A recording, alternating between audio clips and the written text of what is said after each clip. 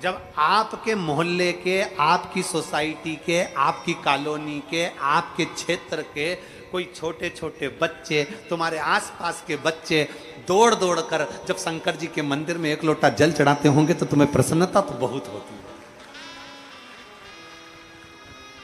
तुम्हें खुशी तो होती होगी कि हमारे क्षेत्र में, हमारे घर के आसपास के बच्चे एक लोटा जल लेकर शिवालय तक जा रहे हैं, शंकर के मंदिर तक जा रहे हैं, शंकर की चौखट तक जा रहे हैं।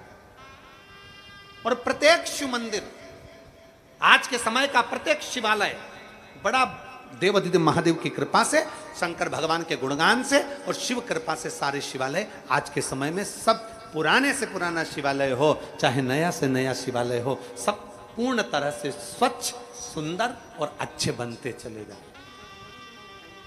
आपके क्षेत्र को देख लो, ये नांदगांव जिसका नाम है नांदगांव, ये नांदगांव नाम किसके बल पर है? नांदेश्वर महादेव के बल पर, नांदेश्वर महादेव के बल पर। इसी नांदगांव के पास में आ जाता है पिनाकेश्वर महादेव।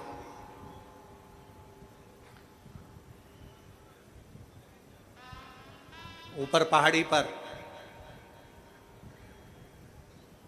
चढ़ने का रास्ता नहीं, जाने का रास्ता नहीं, फिर भी मेरे देवाधिदेव महादेव की कृपा आपके क्षेत्र के आमदार जी पर हुई और उन्होंने वहां पर ऊपर जाने का रास्ता बनवाया और भगवान देवाधिदेव महादेव की कृपा से आज शिव भक्त उस मार्ग पर जा रहे हैं।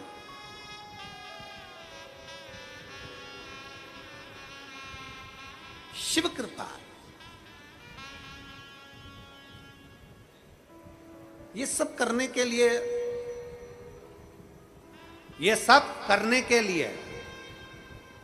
ये भगवान शंकर का मंदिर बनवाने के लिए, शंकर के मंदिर को निर्माण करने के लिए, शंकर के मंदिर की रोड बनाने के लिए, शिवालय जनमानस में 55 साल तक जल नहीं था, जल लाने के लिए या कोई अच्छा कार्य करने के लिए, ये सब कुछ करने के लिए भगवान स्वयं पृथ्वी पर नहीं आता है।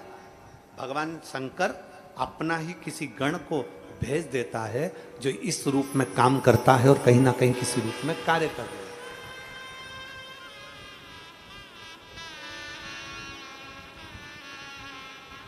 कल हमारी बात चल रही थी वो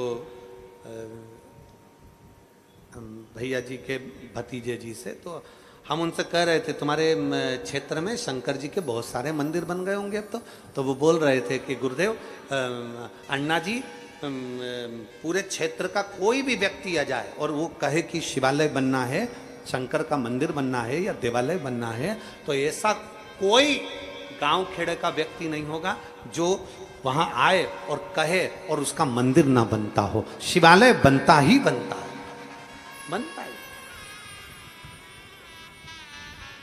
क्या करा था माता अहिल्याबाई ने? महाराष्ट्र की बेटी मां अहिल्याबाई होलकर मालवा की महारानी बनी थी और आज पूरा विश्व जानता है वो अहिल्याबाई होलकर की चरित्र को। आज पूरा विश्व जानता है अहिल्याबाई होलकर की कथा को, उनके वर्णन को। क्या करा था उन्होंने? केदारनाथ का मंदिर छिन्न हो गया, केदारनाथ का मंदिर बनवा दिया। 12 ज्योतिर्लिंग में जो मंदिर छिन्न हो जाता था उस मंदिर पर पहुंच जाती थी। और जाने दो, नेपाल का पशुपतिनाथ मंदिर छिन्न हो गया तो नेपाल का पशुपतिनाथ मंदिर भी अहिल्याबाई होलकर आगे रहकर बनवा देती है। 12 ज्योतिर्लिंग, भारत की भूमि के कई मंदिर हैं जो महाराष्ट्र की इस पवित्र भूमि पर जन्मी हुई मां अहिल्याबाई होलकर अपने बल से, अपने आनंद से मंदिर का निर्माण करवा देती है।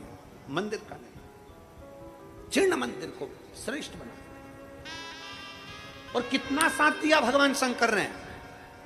लोग कहते हैं मंदिर निर्माण से क्या होगा, मंदिर निर्माण से क्या होगा, मंदिर निर्माण से क्या होगा। हमारा शास्त्र कहता है, वेद और पुराण कहती है, जिस क्षेत्र में मंदिर निर्माण होता है समझ लेना उस क्षेत्र में सनातन धर्म और भारतीय सभ्यता का निर्माण होता है। उच्च संस्कृति का निर्माण होता है, उच्च सभ्यता का निर्माण होता है, उच्च संस्कार का निर्माण होता है।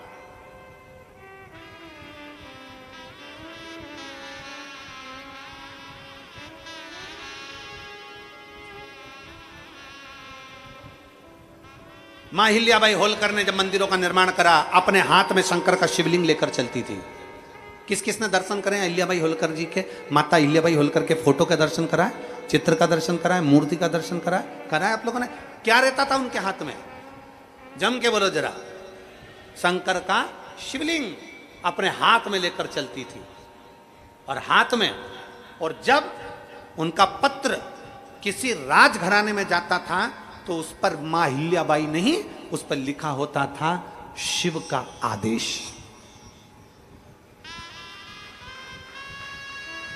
मां अहिल्याबाई के पत्र पर लिखा रहता था शंकर का आदेश, शिव का आदेश। युद्ध के मैदान में मां अहिल्याबाई होलकर को मालवा के उस क्षेत्र में चारों तरफ से दुश्मनों ने घेर लिया। अहिल्याबाई होलकर अकेली बीच में अपनी सेना के साथ थी। सैनिकों के सरदार से पूछा, सेनापति से पूछा, क्या बात है, आज घबरा क्यों रहे हो? सेनापति कहता है, मां अहिल्याबाई होलकर से मां उत्तर दक्षिण पूरब पश्चिम चारों तरफ से राजाओं ने आक्रमण कर दिया और अपन बीच में है। बीच में हाँ। मां अहिल्याबाई होलकर ने पूछा, तो घबराहट किस चीज की है? टेंशन क्यों?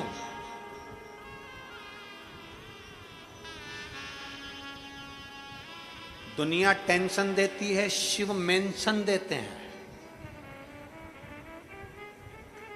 दुनिया टेंशन देगी, शंकर मेंशन देंगे। चिंता क्यों? किस लिए?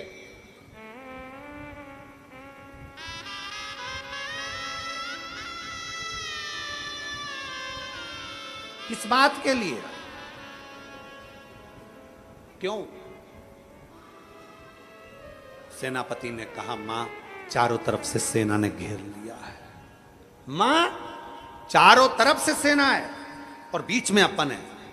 मां अहिल्याबाई होलकर ने कहा, चारों तरफ से सेना है, कोई चिंता का विषय नहीं है।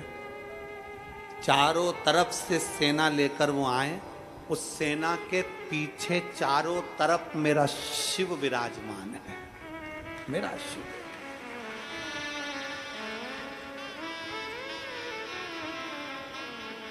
एक तरफ सोमनाथ है, दूसरी तरफ जाओ केदारनाथ है, तीसरी तरफ जाओ नागेश्वर, चौथी तरफ देखो तो रामेश्वरम।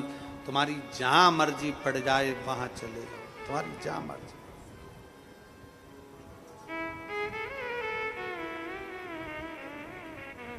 जगत गुरु शंकराचार्य जी ने 4 पीठों का निर्माण कर कर हमारे सनातन धर्म की रक्षा करी है, शिव को बिठाकर। मां अहिल्याबाई होलकर ने कहा, घबराने की जरूरत नहीं है, सेना जितनी है उनसे कहना चिंता ना करे। अगर चारों तरफ से सेना आ रही है तो उनके पीछे भी शंकर खड़ा हुआ है, टेंशन मत लेना। अपनी जिंदगी को आनंद में जीना, युद्ध की तैयारी करी जाए। चारों तरफ से सेना की तैयारी करी गई, चारों तरफ सेना की तैयारी करी गई। और माता अहिल्याबाई से कहा गया, आप किस ओर लड़ोगी?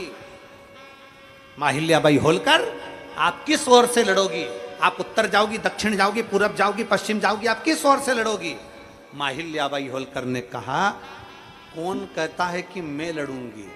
नंदी पर बैठकर वो लड़ेगा, मैं तो खड़ी खड़ी देखूंगी। मां अहिल्याबाई होलकर कहती है, कौन कहता है कि मैं लड़ूंगी? लड़ेगा नंदी पर बैठकर मेरा शंकर, लड़ेगा नंदी पर बैठकर मेरा शिव, मैं तो केवल खड़ी खड़ी देखूंगी। अभी तक हमने शंकर की आराधना करी है, अब देखना है कि शंकर हमारे लिए क्या करता है। विपदा की घड़ी में, तकलीफ की घड़ी में, दुख की घड़ी में ही मालूम पड़ता है कि तुमने जो 1 लोटा जल चढ़ाया वो शंकर ने स्वीकार करा कि नहीं करा, और हमारा कल्याण करा कि नहीं करा। क्यों घबराना? इसलिए घबराना, क्या सोचना, क्या विचार करना?